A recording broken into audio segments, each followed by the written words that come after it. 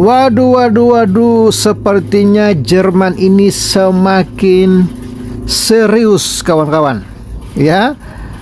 Dan kabar yang terbaru pada tanggal 12 September 2024 bahwa Jerman tiba-tiba larang pusat studi Islam. Wah, wah, wah, wah.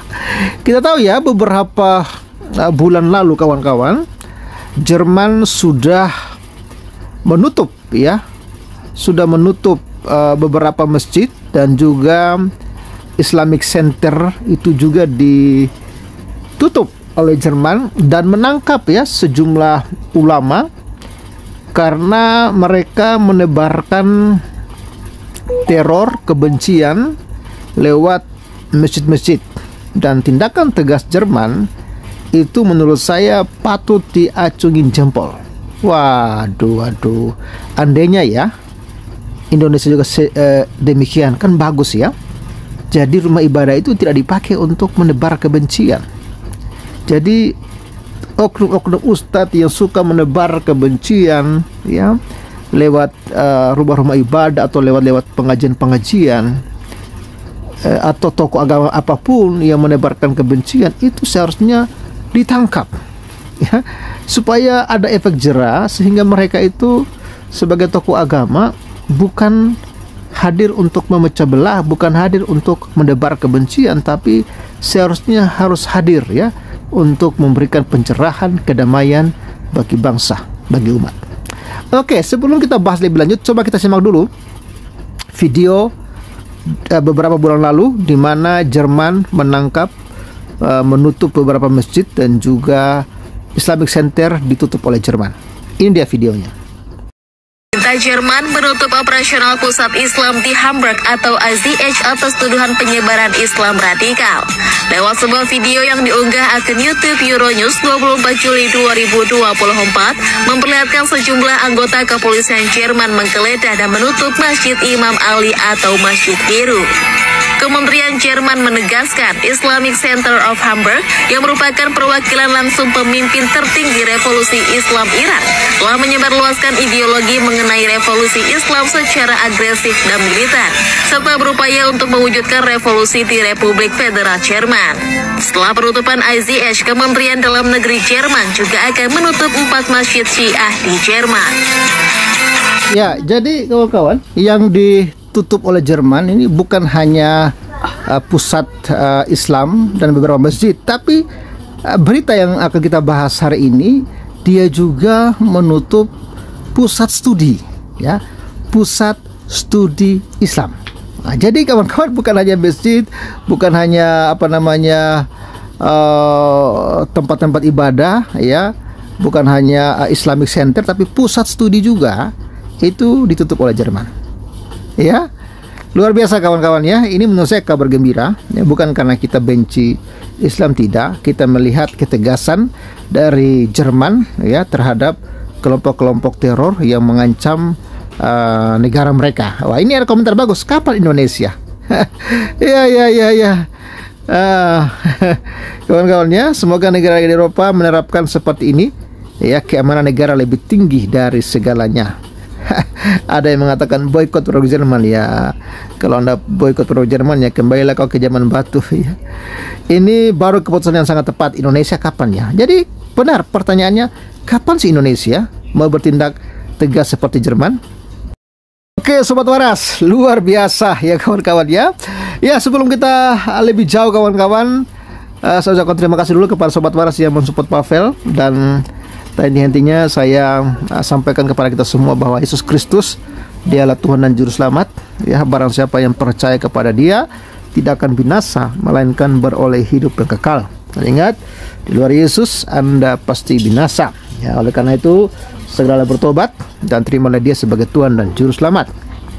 Dan terima kasih untuk kalian semua yang telah mensupport Pavel. Dukung terus Pavel dalam pelayanan yang sedang saya kerjakan di pedesaan. Dan Sobat Waras bisa support kami lewat nomor rekening yang ada di layar kaca. Ya, terima kasih untuk dukungannya. Tuhan Yesus memberkati. Ya, ini dia informasi lengkapnya kawan-kawan. dimuat oleh CNBC Indonesia, Jerman tiba-tiba larang pusat studi Islam. Wah, ini dia Jakarta, CNBC Indonesia. Pihak berwenang Jerman secara resmi melarang sebuah pusat Islam, Islamic Center Verstenwelde Al-Salam IZF ya, di Brandenburg ya, negara bagian yang mengelilingi Berlin. Lembaga itu diyakini erat hubungannya dengan kelompok Palestina Hamas. Wah ya, kalau di Indonesia walaupun para ustadz memuja-muja Hamas dan Palestina ya, justru diberikan karpet merah kawan-kawan ya. Ya, Jerman menganggap Hamas sebagai organisasi teroris ya. Penggeledahan bahkan dilakukan di IZF ya, dan di rumah-rumah anggota-anggota di Brandenburg dan Berlin pada Kamis 12 bulan 9 2024 waktu setempat. Islamic Center Verstenwelde dikaitkan dengan kelompok teroris Islamik Hamas dan Ikhwanul Muslimin, kata Menteri Dalam Negeri negara bagian Mikhail Stapken ya, menyebut organisasi lain asal Mesir yang juga dicap sebagai kelompok teror. Organisasi tersebut bertindak melawan tatanan demokrasi yang besar, menyebabkan narasi antisemit dan mengingkari hak Israel untuk eksis. Kami tidak dapat menerima itu, ujarnya lagi dimuat AFP. Langkah tersebut dilakukan kurang dari 2 minggu menjelang pemilihan parlemen Brandenburg, di mana Partai Alternatif Jerman yang berhaluan kanan, ekstrim dan anti-imigrasi diperkirakan akan memperoleh suara yang besar. IZF ya sendiri didirikan pada tahun 2018. Lembaga itu menawarkan berbagai kegiatan bagi umat Islam di wilayah Fürstenwalde serta mengelola Masjid Al-Salam setempat. Ada bahaya pada umat Islam yang secara langsung terpapar pada sikap ekstremis dan ideologi Islamis ya melalui kerja asosiasi tersebut, kata Kepala Intelijen Brandenburg ya, George Muller ya. Jadi kawan-kawan ya, di mana-mana ya kelompok-kelompok Islam ini selalu bikin ulah ya, baik di negara mereka sendiri ketika mereka juga mencari suaka ke negara Eropa, mereka juga sering bikin masalah ya, karena memang mungkin itulah yang mereka yang diajarkan kepada mereka ya. Kejadian ini bukan yang pertama. Pada Juli pihak berwenang Jerman menutup pusat Islam Hamburg setelah menyimpulkan bahwa tempat itu adalah organisasi ekstremis Islam yang memiliki hubungan dengan Iran dan kelompok Hizbullah Lebanon. Mantan kepala pusat tersebut Muhammad Hadi Mofateh juga dipaksa meninggalkan Jerman minggu ini. Ia dilaporkan telah menerima perintah deportasi. Perdebatan seputar ekstremisme Islam semakin memanas di Jerman setelah serangan pisau mematikan di kota Solingen di wilayah barat pada akhir Agustus. 3 orang tewas dan 8 orang terluka dalam aksi kekerasan tersebut yang diduga dilakukan oleh seorang pencari suaka Suriah dan diklaim oleh kelompok ISIS.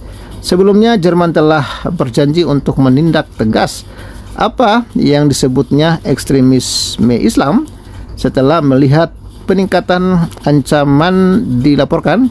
Ini terjadi sejak pecah perang Israel ke Gaza Oktober 2023 hingga sekarang. Ya, jadi Jerman memiliki alasan yang jelas ya kenapa masjid ya bahkan pusat studi Islam di sana harus dilarang ya, karena yang diajarkan situ adalah ekstremis, diajarkan di situ adalah terorisme ya, diajarkan di situ adalah kriminalis. Nah, jadi akhirnya negara yang aman dan damai ini rusak ya gara-gara kelompok-kelompok Islam ini. Jadi solusinya apa? Ya, mereka harus dibubarkan ya. Jadi langkah Jerman ini menurut saya perlu diapresiasi. Apapun kelompok agamanya ya atau organisasinya, kalau sudah mengancam sebuah negara itu harus ditindak gitu loh. Jangan dibiarkan saja berkoar-koar. Ya, kita lihatlah di Indonesia, ya banyak sekali ya oknum-oknum ustadz ya yang berkoar-koar, bahkan ingin mengganti sistem, ya ingin mengganti Pancasila dengan khilafah, tapi pemerintah kita diam aja, nggak ada yang bergerak untuk menangkap gitu loh.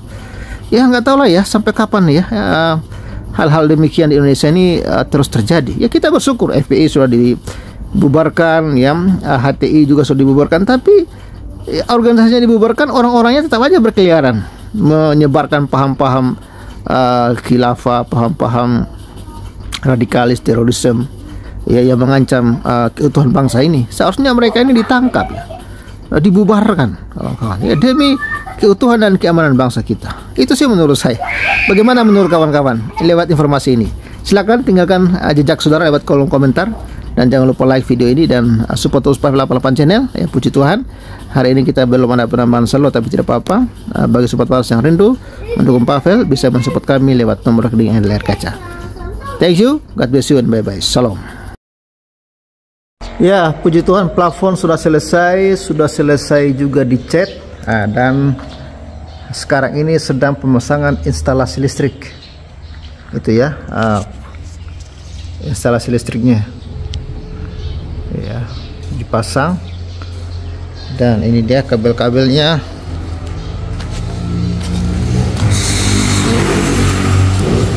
Ya, di sini juga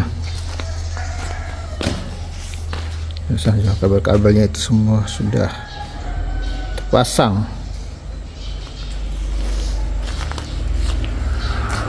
Ini meterannya ini, ya puji Tuhan ya.